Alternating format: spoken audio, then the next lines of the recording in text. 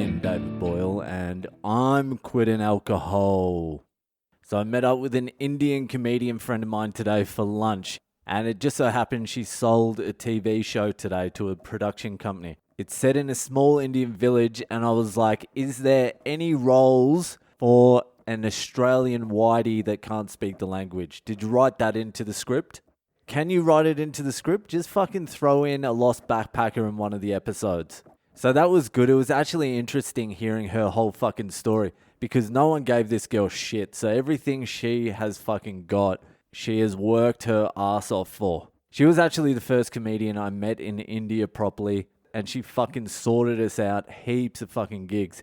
So she is sweet in my books, and I wish her the best. I don't want to say her name because she hasn't signed on the dotted line for this TV show yet, and she said don't tell anyone about it. So I don't want to say her name, and I don't have that many Indian listeners, so it's all sweet.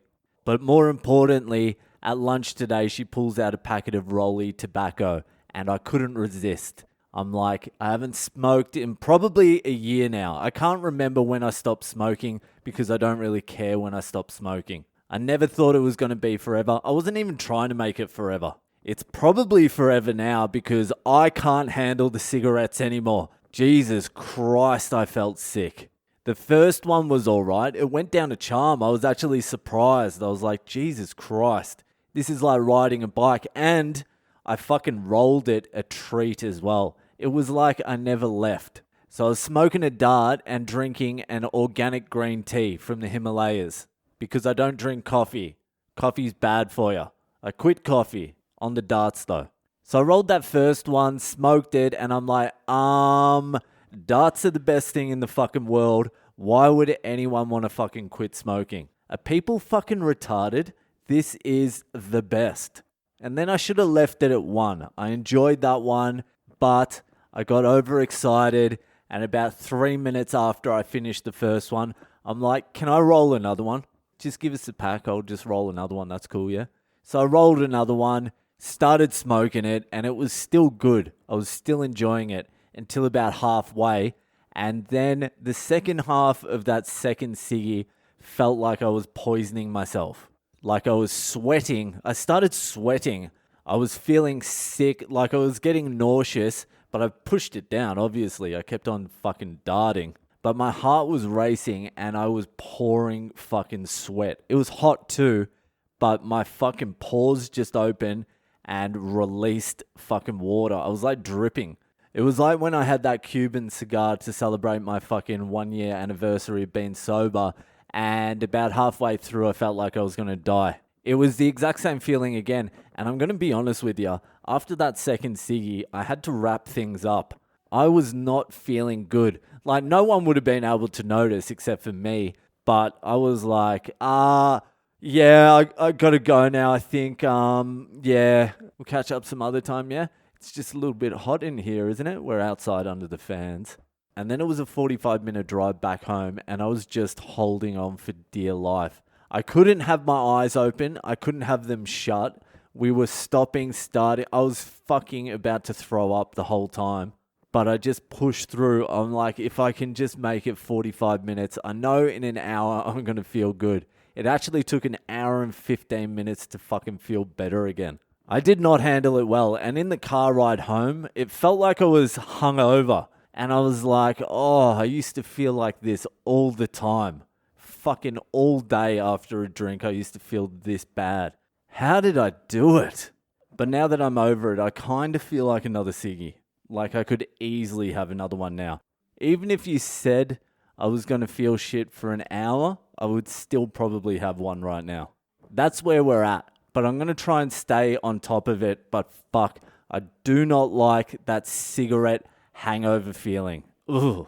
Anyway, that is a perfect segue into this week's Ask Boyle. Ask Boyle the question and he will answer it. I still haven't got a jingle for fucking Ask Boyle. But Ask Boyle is basically you send me in a question and I'll answer it with my infinite wisdom. So if you would like to ask Boyle a question, any question, there's no way you can trip me up. There's no way I will not be able to answer any question you ask me. So if you would like to ask a question, send it into my social media. I'm Boyle Comedy on Instagram, Facebook, and Twitter, or just email me on boylecomedy@gmail.com. Anyway, let's get into this week's Ask Boyle. So this week's Ask Boyle was sent in by Basil from, I actually don't know where he's from. He could be from Sweden. I scanned through his Instagram and there was a lot of different places. He's European, all right? That's all you need to know.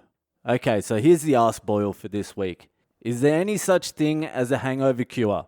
Like before you stopped drinking, if you woke up totally fucked and had to get to school, work, catch the flight back from Asia, or get to a nephew's funeral, how did you manage to pull through? When Le Boyle was in his heyday, I'm glad that's catching on, by the way. Le Boyle. When Le Boyle was in his heyday, did he have an actual routine? Since I'm half Polish, half Swedish, and I've been a slave to the restaurant industry for the past 10 years, I've gotten to know alcohol very well, along with ways to deal with its side effects. But I was just really curious to hear from a pro on this matter. Well, Basil, you have come to an expert on this.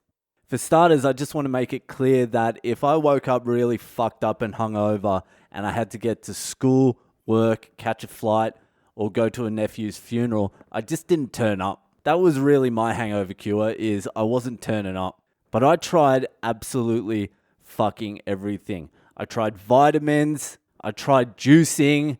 I used to spend so much money on Gatorade after a big night out, Gatorade and KFC, that it almost cost me more in Gatorade and KFC the night after a big night than the actual night out. I used to buy so much fucking Gatorade, and Gatorade did not work. There was a period there that I actually mixed vodka with Gatorade. That was my plan to bypass the hangover. That's the kind of mind you're working with here. And I did that for longer than you would have thought with no results. No wonder I had tits, because that is just pure fucking sugar. So that didn't work. KFC didn't work. KFC would momentarily work. It would work for about 40 minutes, 30 minutes, not even that long, like 25 minutes. But as soon as you finish that, then you feel worse than you started. So that didn't work. I mean, I know you feel a little bit better if you can force yourself out of bed and do maybe a little bit of exercise. Just go for a brisk walk somewhere, go for a jog, do something, go to a sauna or a steam or something like that. But I was never able to do that, not even once in 20 years. So that's not some advice I can give you. But I'm pretty sure that works. If you can crawl your ass out of fucking bed, you're going to feel a lot better. But I honestly could never do that. I would just lie there in my own fucking misery. I would get some carbs and wallow in self-pity. That's all I would do. It was not a fucking pretty sight. I think at one point, me and my mate Jakey were fucking taking St. John's wort or some shit like that. There was a lot of fucking plans going on, but nothing really worked.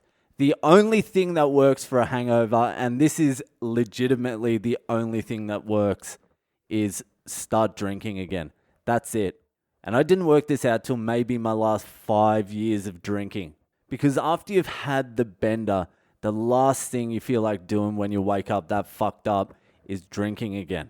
But I found out what the actual hangover is withdrawing from alcohol. So the only thing that can cure the withdrawals is alcohol. So if you're real fucking hungover, and I've had some ones that really broke my spirit. I've had hangovers where it felt like every cell in my body was trying to murder me. I had to take myself to hospital one time. I was that hungover. Have I ever told that story? I feel like I have, but I also feel like I haven't.